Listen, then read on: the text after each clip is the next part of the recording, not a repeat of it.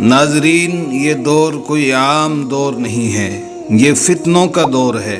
اس دور میں ہر مسلمان کو اپنے اور اپنے بچوں کے ایمان کو بچانے کے لیے ان باتوں کا پتہ ہونا ضروری ہے جو اس ویڈیو میں بتائی گئی ہیں۔ اس ویڈیو میں ہم بتائیں گے مختصراً علامات قیامت اور حضرت مہدی کا ظہور کب ہوگا، اور ملک شام، فلسطین، ترکی، مصر اور سعودی عرب پر خیبر جو کہ مدینہ منورہ سے 170 کلومیٹر پہلے ہے، یہودیوں کا قبضہ، یہاں تک کہ یہودی قبضہ کرتے کرتے مدینہ منورہ کے قریب پہنچ جائیں گے۔ تو آئیے جانتے ہیں یہ سب کیسے ہوگا۔ ناظرین، اللہ پاک نے جیسے ہی دنیا بنائی اس کے ساتھ ہی اسے اپنے انجام تک پہنچانے کی کچھ نشانیاں بھی بتا دی تاکہ لوگ عبرت پکڑیں اور اللہ پاک کے خوف سے ڈر جائیں اور توبہ کر لیں۔ وہ علامات کیا ہیں؟ اللہ کے رسول صلی اللہ علیہ وسلم نے قیامت کی نشانیاں بتلاتے ہوئے فرمایا کہ اونٹوں اور بکریوں کے چرواہے برہنہ بدن اور ننگے پاؤں ہوں گے۔ وہ ایک دوسرے سے مقابلہ کرتے ہوئے لمبی لمبی عمارتیں بنائیں گے اور فخر کریں گے۔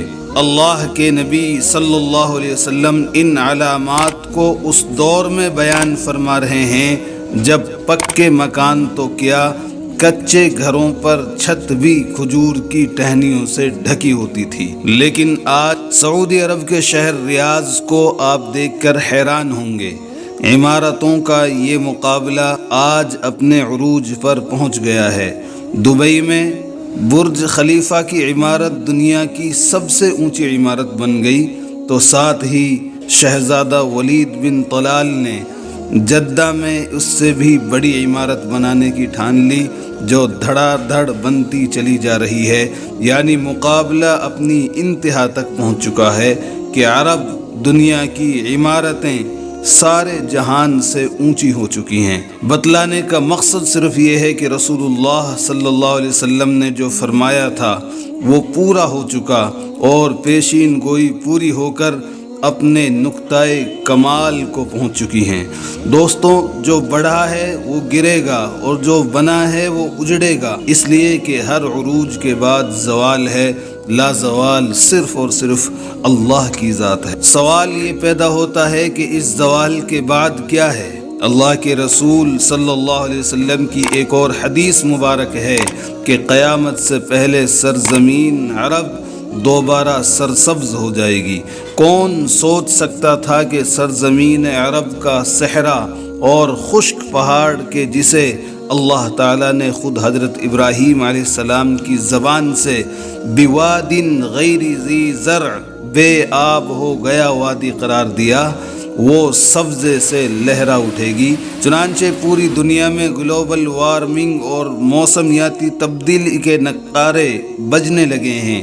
نتیجہ یہ نکلا ہے کہ سعودی عرب میں بے موسم بارشیں ہونی شروع ہو گئی ہیں۔ سعودی عرب میں ایک سیلاب کچھ عرصہ قبل آیا تھا جس میں کچھ افراد لقمہ اجل بھی بن چکے ہیں۔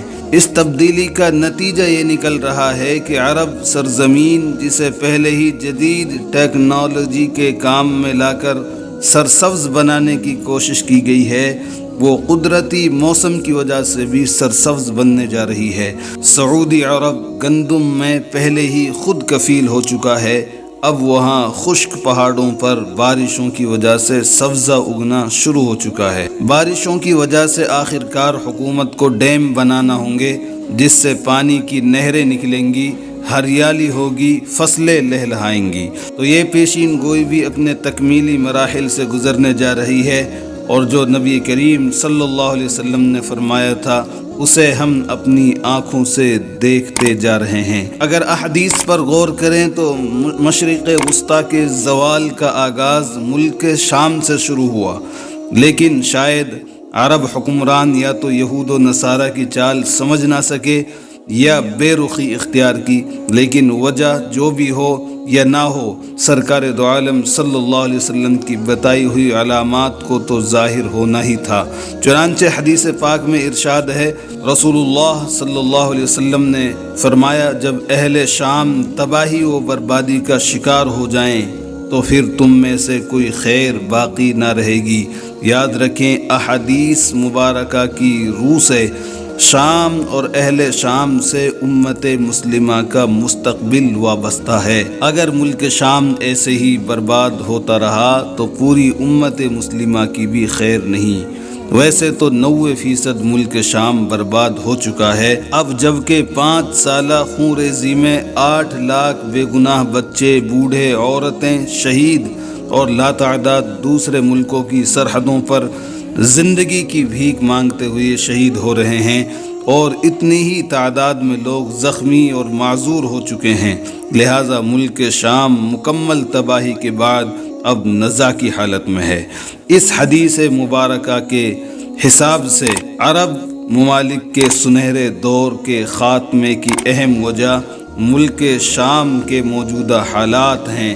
گویا کہ نبی کریم صلی اللہ علیہ وسلم کی ایک اور پیشین گوئی کی علامت ظاہر ہو رہی ہے یا ہو چکی ہے۔ یاد رکھیں، ملک شام کے متعلق اسرائیل، روس، ایران اور امریکہ جو بھی جھوٹے بہانے بنائے، ان سب کا اصل ہدف جزیرۃ العرب ہے، کیونکہ کفار کا عقیدہ ہے کہ دجال مسیحا ہے۔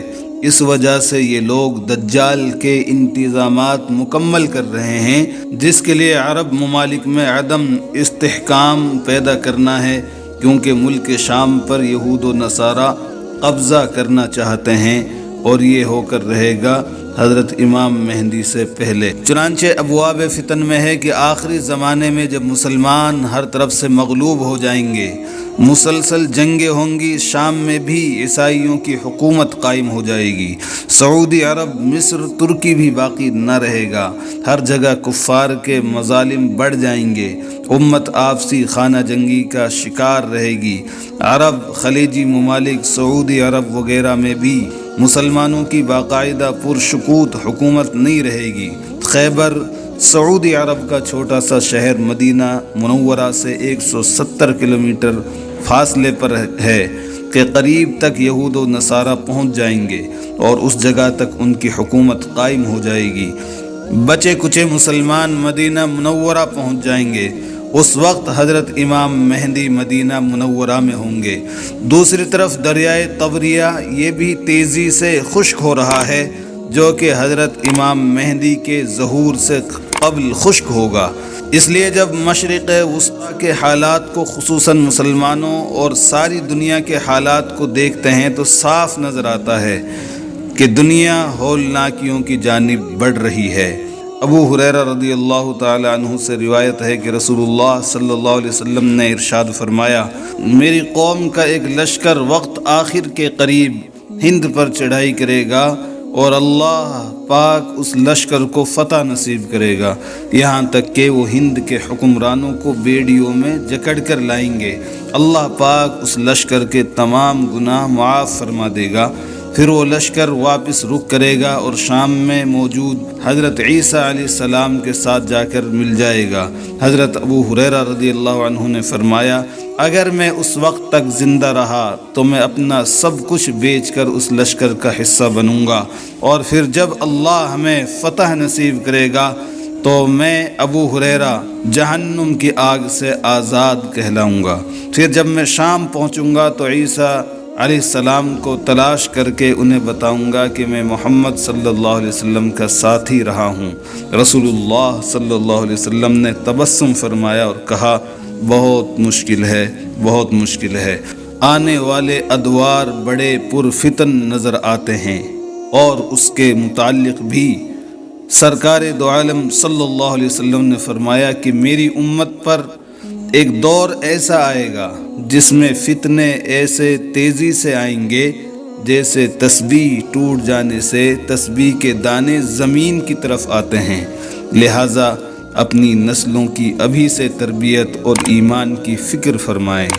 موبائل کے بیجا استعمال سے، رات دیر تک جاگنے، فیشن اور یہودی انداز اپنانے سے، نمازوں کو ترک کرنے سے روکیں، ورنہ آزمائش کا مقابلہ دشوار ہوگا۔ اللہ حافظ۔